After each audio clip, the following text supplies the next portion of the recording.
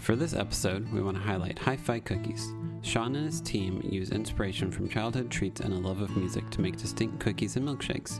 You can find their cookies at their East Nashville and Donaldson locations. Follow them on Instagram at Hi-Fi Cookies.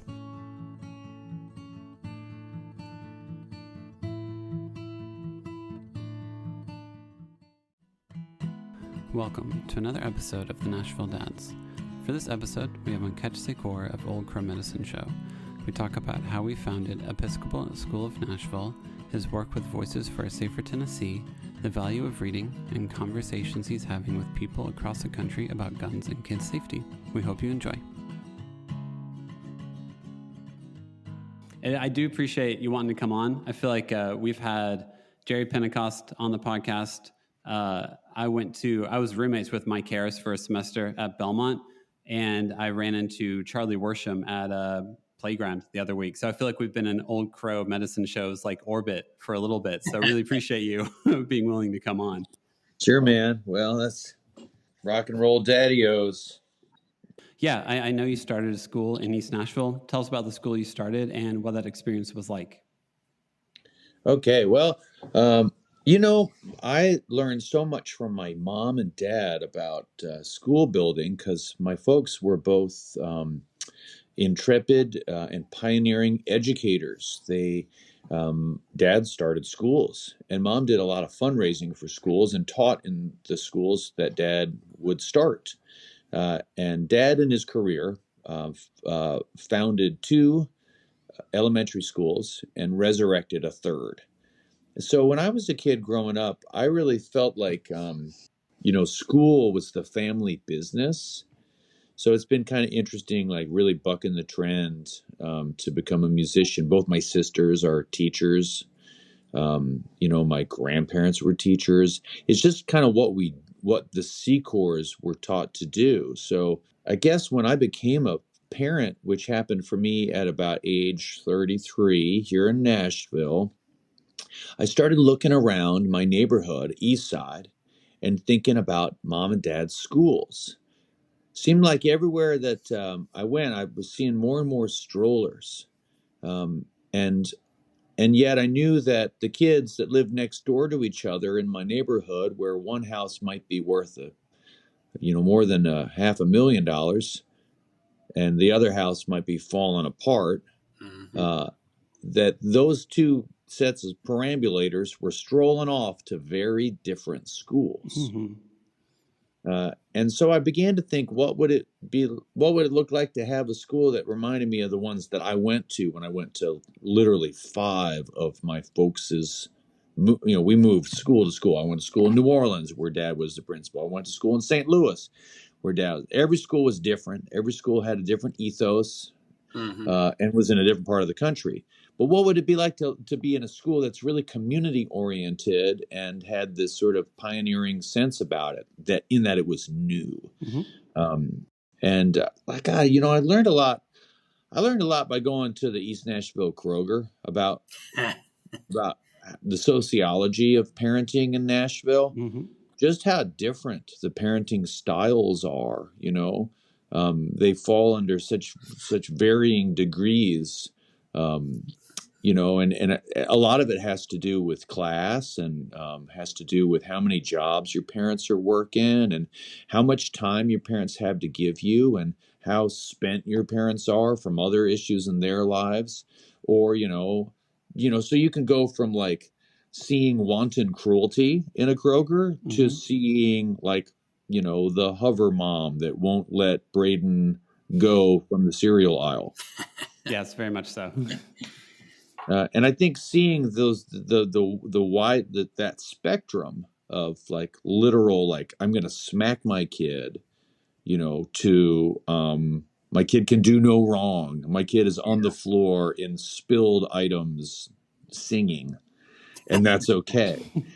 I think that somewhere in that spectrum are all of Nashville's kids, and new schools provide an opportunity for a different approach for a few of the kids that are in that spectrum. And I think the best schools are the ones that can grab a wider segment Mm-hmm. and not a myopic one.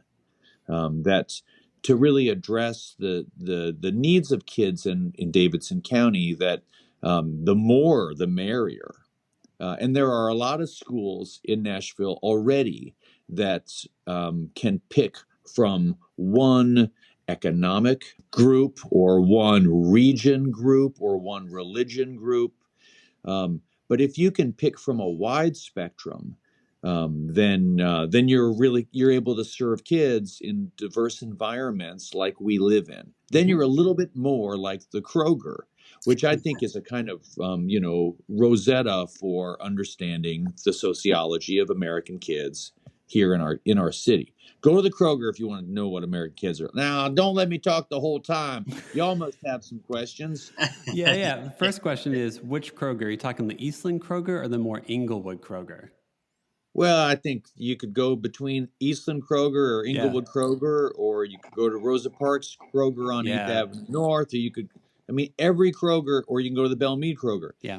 Somewhere in all of those Kroger stores is a general population of Nashville's kids. Yes. So I started a school called the Episcopal School of Nashville, and this is a school that is my best effort at being able to be a guiding light of learning for kids at all those Krogers, every one of those Krogers. So the rich Kroger and the poor Kroger, the dangerous Kroger and the antiseptically safe Kroger. Yes. But no, you're right. I think school can become an area in which we isolate or segment ourselves. So you can like create a bubble, and that bubble doesn't actually represent the community you live in. So I also like really going to playgrounds in a neighborhood, because that's a really good way to see like what type of people live around an area and what their life is usually like. Yeah, I've been casing playgrounds. One of the things that was so scary about starting a school was having to spread the word. Oh yeah. And the butterflies in my stomach, like I basically used my own early years of parenting, infant to toddlers, to be a chance to spread the word. So like playgrounds, play dates, birthday parties, I'm there hustling. I was hustling at every point of it. When I came to Nashville in the late 90s as a performer, it was to play on the street corner. Mm-hmm. And when I was a kid growing up in many of these towns, I would see sidewalk preaching. And I always felt like, well, that's me.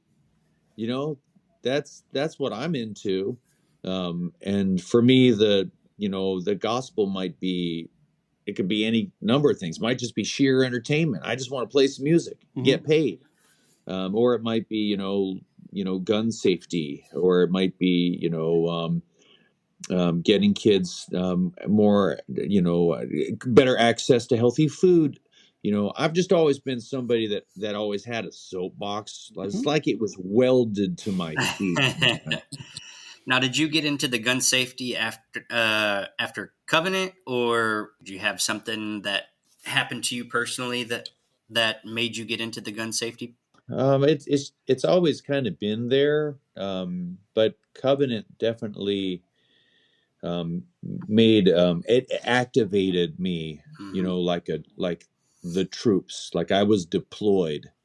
Yeah. It's like I was in the reserves before about advocacy work for keeping children safe from firearms, and knowing people that had committed suicide, and knowing people that had killed somebody in a hunting accident, having guns pulled on me, being a gun owner, being an active participant in Nashville's target shooting community. Like I've again with the Krogers, like I like a wide spectrum. Yeah. I like to do a little bit of all of it. Yeah. And I don't want to be withheld by some, doctrine about what kind of ways I want to be. I feel real wide open. I feel open as a parent and as a person, and my ears are open and my heart's open, and I'm that kind of dad. I'm that kind of guy.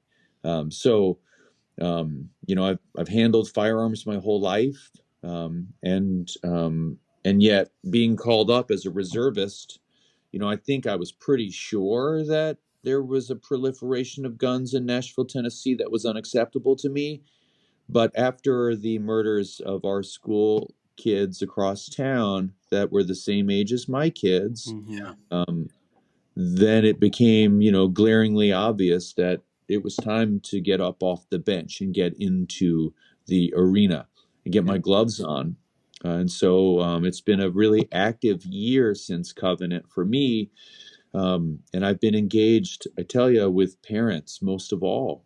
The biggest work, the ways I've been activated has largely had to do with getting close with other moms and dads, trying to find common ground if we are in disagreement about how to interpret the Second Amendment, or trying to offer consolation if we are, if you lost somebody you loved.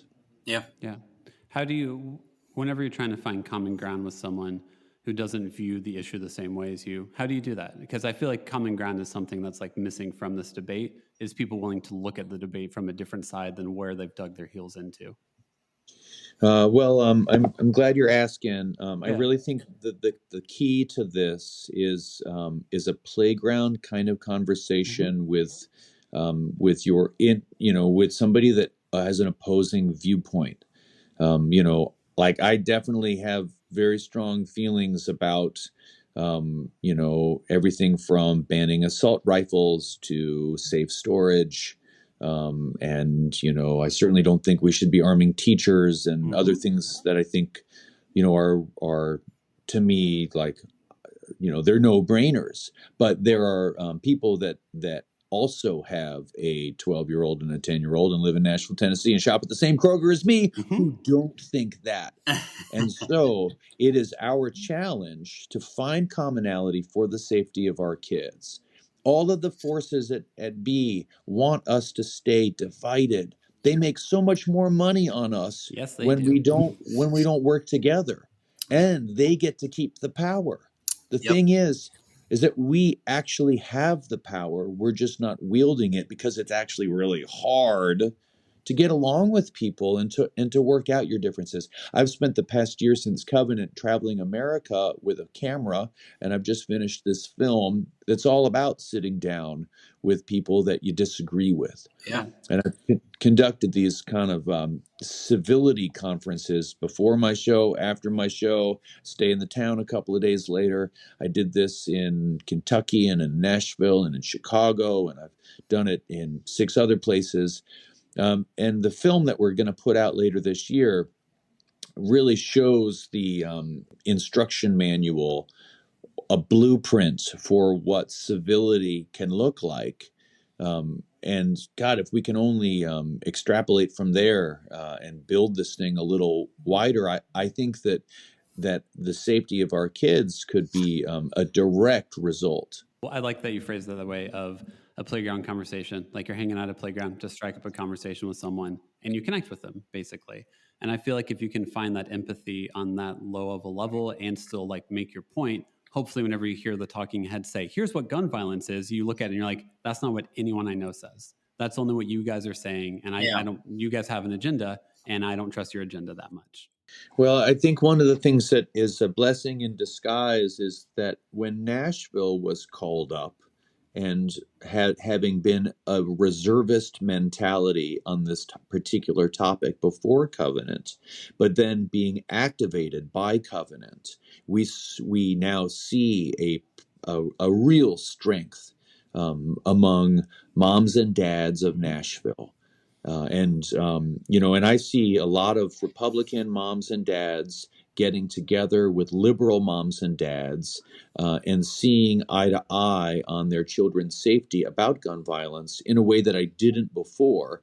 And unfortunately, I think that we've all learned, Nashville parents, that our elected body up there at the Capitol really doesn't reflect who we are in Nashville, Tennessee. Mm-hmm. There might be some people that do, but it's clearly in the minority. Mm-hmm. What's going on up there is a a very bizarre era in Tennessee state politics and I've lived here 25 years. I mean, when Phil Bredesen won every county as a Democrat, that was like 11 years ago. It's like, yeah, that's true. What it's switched to, in terms of representation. I mean, it's very absurd right now. And I am truly disappointed with that leadership. And I'm not, it's okay. We'll get through it. I'm still optimistic. This is a representative democracy, and this is just who our representatives are right now. But it won't always be this way, because Nashville didn't get the call until March 28th or 27th at 10:16 in the morning. Mm-hmm. That is when we were asked to get in. And we're doing it with 65 years of a very progressive countermeasure for peace and justice. This is the city where John Lewis came to learn what civil disobedience meant.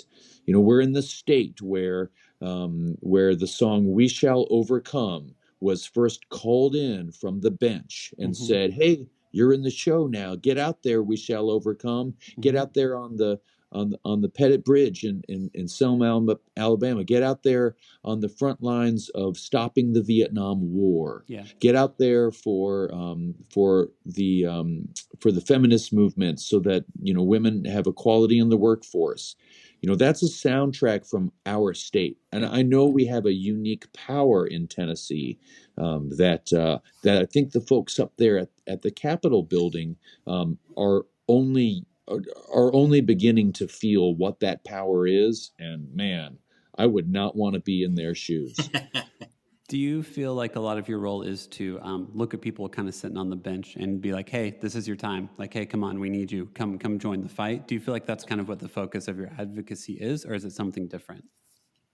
Well, I think it's more than like having some, coachy kind of personality. It's more like, okay, I'll go do it. And maybe if I go do it, you'll see that I did it. Gotcha, and you'll do it too. Yeah. So like when I'm in schools, I read. I've probably been in more schools than most Nashville dads. Probably by a lot. Like, because I've performed in probably 30, 40 Nashville schools, maybe a few more. That's cool. And I'm just, I have a school awareness. I know what the schools are. I know where they are. I know what kind of kids they serve. I know what their track records are. And I'm interested in this kind of work. When I get out into the schools, I'm not saying to anybody else, hey, you guys should really start booking gigs in the schools too. And, you should write a kid's book and read it. You should start a puppet show.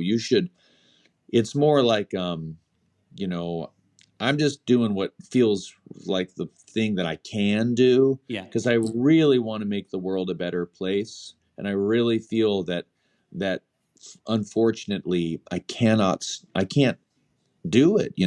All I got is what's under my roof, just like you guys. Yeah. Can't do it alone. It takes a community. It takes a village, basically. Yeah. How many kids' books have you written now? I know I've read at least one of them. Well, I've written a couple that I'm still trying to get published. Okay. So I got a second one right now that I'm hoping it's going to get out there soon.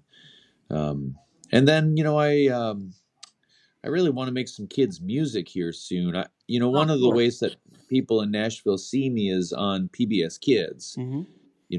I'm on PBS Kids a lot, either in a cartoon form, or it's just my voice, or it's actually me and I'm talking to kids. People, I'm not like a Billboard type of country guy, because I'm not. I play the fiddle. When you play the fiddle, you'll feel the leg weights of the instrument. Yes. You can't really get that famous and play this instrument. Like, especially if you play it the way I play it. Anyway, but when I do get recognized around town, it's often by a 7-year-old. Are you serious? That's so funny. And then That's their awesome. parents are like, wait, you're an old Crowe? Oh, I listened to them for years. Yeah. You guys are still together? I thought you were dead. I thought you guys were gone forever now. Like, nope, only like 25 years of being a band, guys. It's fine. What made you want to write a kid's book? Or kids' books?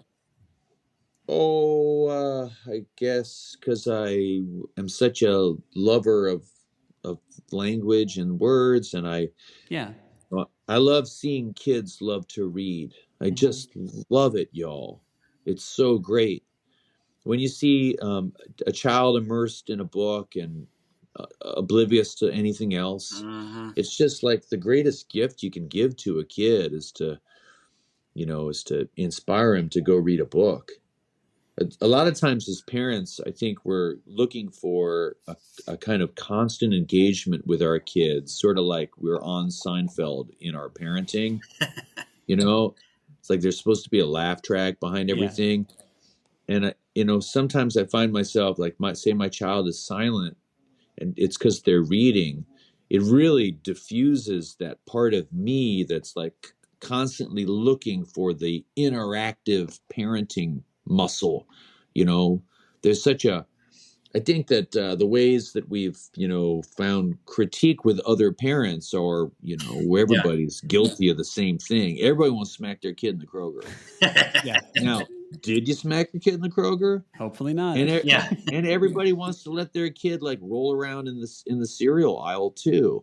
So somewhere in the midst of all that is the getting psychic with your own strength as a parent, and how to wield that power with just like in the gun debate. Start with a lot of listening. Yeah. Like, okay, I know you all got a story. I know you got experience, and you don't lead with that. Lead with a question, and then follow it up with some listening. Yeah. And your kids are the same way, So anyway, back to the silence of a great reader. Sometimes a parent wants to interrupt that. Yeah. Because they're so hooked on this feeling of like, well, I say something, you say something back. That's how our day goes, right? I'm Kramer and you're the other one. I love the way a book interrupts that. Yeah. It provides a child to use their imagination as well. And a lot of times we don't give them the time or just the silence of us and backing away from that child to give them the time to use their imagination. And that's what I see that a lot in parents and parenting lately as well. Turn on the TV or, hey, look at this screen. But using that book, you're reading and you can use your imagination and create that imagination all in your head. I think it's important to like notice what you do during like transitions. So like if you're getting ready for like your own day or something like that, if you're able to hand your kid a book and they're entertained by it, usually I feel like I've done something better than turning on a TV and handing them a phone. Yeah. Because the hope that your kid can create a world with their mind, and then also you're not a source of entertainment, because I don't think as a parent you're supposed to always be the source of entertainment. That burns you out and that makes you exhausted. So books are a great route to let your kid explore in a world that you don't create for them. Yeah, and then the other part of it is it begins a love affair with language. Yeah. I think that the kids that know how to speak for themselves and speak their minds, the tool of language means so much for self-discovery as it does for an outward "this is who I am." It's just there's I think that I'm somebody that flunked math. I flunked a lot of math courses. I cheated in science. I was always looking for a smarter kid to tell me where to put the ball to catch the steel bearing on the parabolic curve, But one of the skills that I really learned was language and communication, and it all comes from being a reader. Because inside of the mind of your characters, you're just you're able to have so many experiences through a book that that put you in touch with how to talk, how to think, how to feel, dreams. So anyway, I just think it's kind of the best game in town. Yeah. Anytime you can allow your child to tap into their empathy, which is what I think reading a book is you get empathetic towards a character and how they experience things, then they end up carrying that into their day-to-day life, which I think all of us need more. We all probably need more encouragement to be more empathetic towards each other. Oh yeah. The adults really need to stop acting like children here. Yeah. Wouldn't you? Correct. Wouldn't you agree? Yes. I think if we act a little more like children, a little less like adults, then maybe the state capitol could actually accomplish something for children. Maybe. I'm glad. Are you a naturally optimistic person? Yeah, I am. Cool. That's good. I'm glad that you're leading this charge and leading that fight, Lynn. I think it's really easy to be cynical and be exhausted by a lot of these issues. So thank you for your optimism and your willingness to like fight and like stand up for children. Yeah. Yeah, man. Yeah, let's do it. Let's all do it together. Let's prioritize the next generation instead of our own. Yeah, pretty much. And let's prioritize our kids having a better shot than we did. Yes. Instead of being so consumed with consuming. Ketch, is there anything, I always want to give our guests an opportunity to like do some self-promotion. If we want to find out more about gun advocacy, stuff you're doing, what's a good way to follow that and to be more in touch with that? Well, sure. I'd love to tell you about some organizations that I find really do a lot for youth in our city, and I'm really proud of the work that Voices for Safer Tennessee is doing right now in Nashville. So if you don't know about them, please go learn about Voices for Safer Tennessee, or you can read the op-ed piece that I have in today's Tennessean. We're talking to we're talking truth to power about how to keep our kids safe. If you're somebody who has school-age children looking for a really cool school, I want to tell you about the school that I started. It's called Episcopal School of Nashville. You can learn about it at www.esnashville.org. We're the nation's newest Episcopal school. We just opened up our 3K program. And are really, and then we bring kids all the way through the 6th grade, and we're on Ordway Place near the 5 Points neighborhood in East Nashville. Oh, cool! If you're an East Nashville person and you're looking for opportunities to go read to kids or get involved with a summer mentorship program, I'd suggest that you go visit my friends at the East Nashville Hope Exchange. Hope Exchange has been running for 25 years or more, and they're a really great youth mentorship advocacy program for kids, largely coming out of the Casey homes and also from North Nashville. Ketch, thanks so much for taking some time to talk with us and let us know what you got going on. To all the Nashville dads out there, I know it's a hard work especially when they won't go to bed and you just want to duck down to the kitchen and have a little bourbon on ice and make the world go away, like the old song says. But let's stick it out. Let's get those kids to bed on time, and because there's a lot of important work that we have to do while they sleep. Yeah. There certainly is. But Ketch, thank you so much, man. I really appreciate it. Thanks for coming on. Okay, peace, y'all. Appreciate you.